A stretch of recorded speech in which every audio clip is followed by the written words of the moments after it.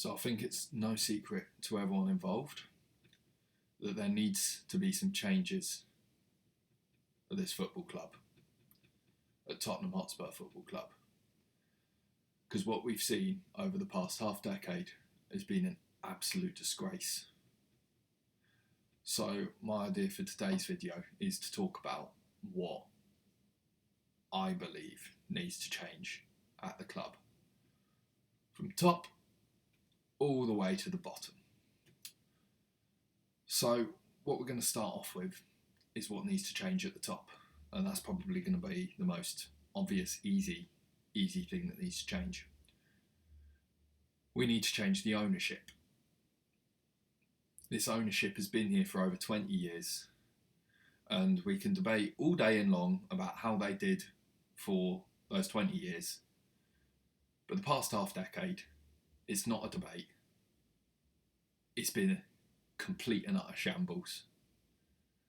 And that's not up for debate, because we can see it right now as we drift further and further towards relegation.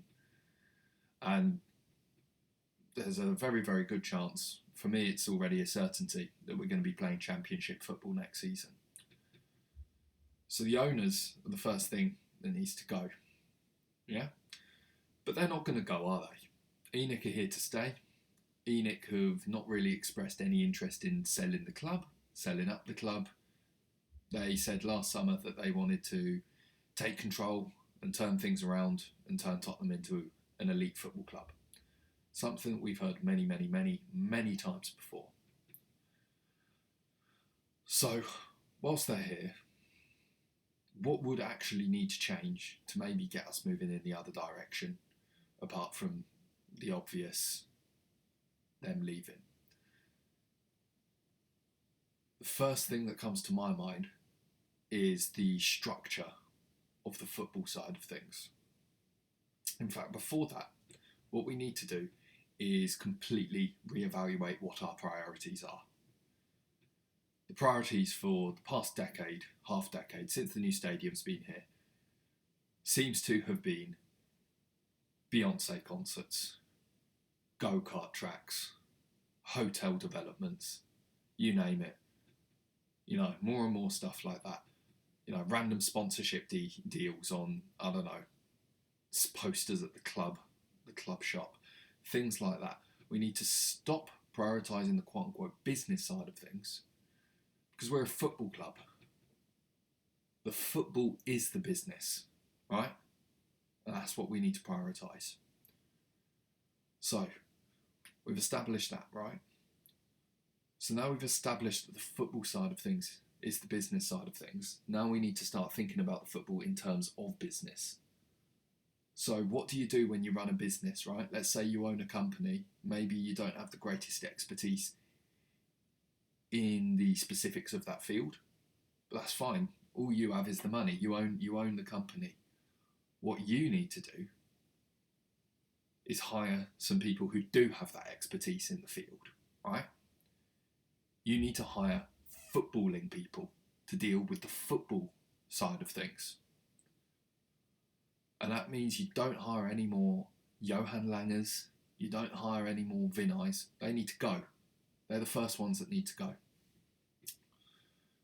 Once they're gone, what you do is you bring in a proper sporting director, someone like a Ralph Rangnick, someone who's a professor of the sport, someone who knows what they're doing.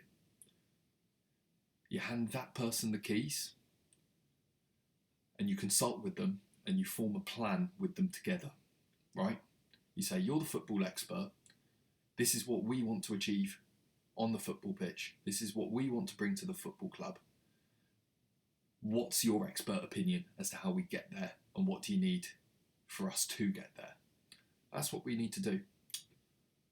Once we have established this, we then need to form a plan. We need to form a plan as to what we want our football to look like. We will need to form a plan on the players that we sign to get this style of football implemented. We need to form a plan as to what yardstick of a manager we go for to integrate this kind of football into the squad. And then what we need to do is stick to this plan. I know a lot of people say we can't keep sacking manager after manager, but I think that's irrelevant basically. What you need to do is have an idea of what you want the club to be, and then you need to basically get the data points as to how you achieve that. And then once you sort of have these KPIs, these thresholds, these indicators as to what you need, it doesn't really matter who the manager is, as long as the manager aligns with these data points, right? Because that way, you can get in a manager, you can get in the players. If the manager starts to fall out with the players or so on and so forth, you get in a manager of the same ilk, basically. He comes in, and the same style of football, the same philosophy, whatever you want to call it, flows through to the squad. The reason for all the mess we're seeing right now is this constant changing between what we want to be, what kind of football we want to play, and what kind of managers we want to get. You know, we build an amazing project with Pochettino, who unfortunately just couldn't get us over the line. Whether you want to say that's because he wasn't backed by Enic, that's one thing. Of course, that there is some truth to that. But then at the end of the day, he couldn't get us over the line when we were there. When we were there in the finals, he couldn't get us over the line. Sacking Poch was not an issue for me. We brought in Jose Mourinho as a win-now manager, right? But then we didn't have a plan for Jose. We thought, oh, he's Jose, he's just going to come in and he's going to win. And he almost did win. He had us in a cup final with a poor squad, and then he was sacked before it. And then we sack him, and we go through a list of 8 or 9 managers who will reject us until we get Nuno Espirito Santo, who was never going to work, right? And we get in Conte, who also plays defensive football. So you could say for 3 years they were trying to do this defensive, pragmatic way of winning. But then when eventually things fell apart under Conte, they ripped up the script and tried to write a new one immediately with Ange, right? And then they made the whole plan around Ange, and they were going to play his style of football. And then Ange went and won us a trophy, and we sacked him and decided we want to go back to pragmatic football. So there never really is a plan at this football club. That's the main issue. There's no vision from the top. There's no plan of what we want to be. And then that always channels onto the pitch. And that's why the end result is 11 footballers who don't even look like they've heard of the sport before. They don't look like they recognise what a football is. Yeah. So to fix that, we need to bring in some proper footballing experts. We need to allow them to do their job. I say we, it's Enic. Enic need to allow them to do their job, not breathe down their necks and tell them how to do a job, which Enic themselves can't do. And we need to have a plan and give them the keys.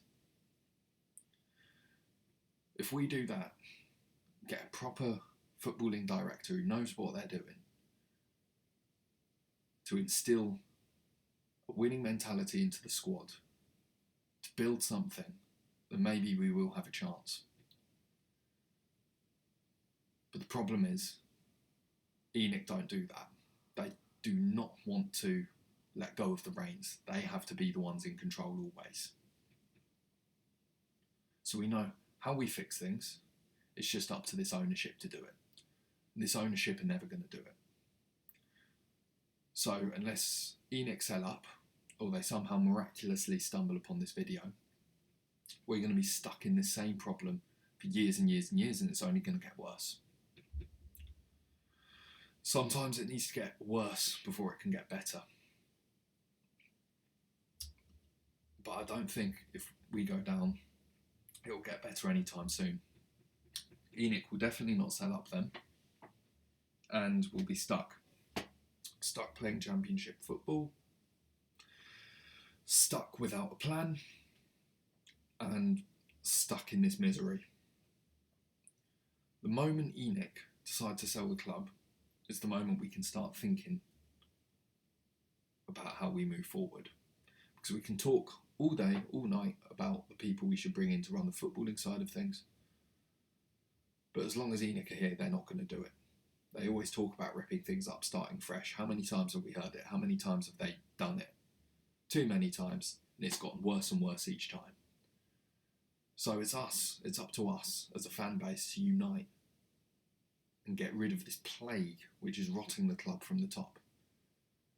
We can't just sit here and complain about it without actually trying to do something. So what there needs to be is a coalition of fan groups.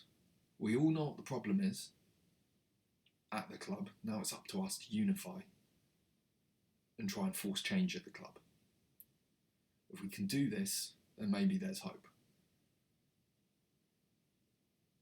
But there needs to be the communication for that to happen. So I'm calling on all Tottenham communities who can see the truth as to what's going wrong at this club to form a coalition, to plan protests, to plan action, to eliminate the thing that's destroying the club we love.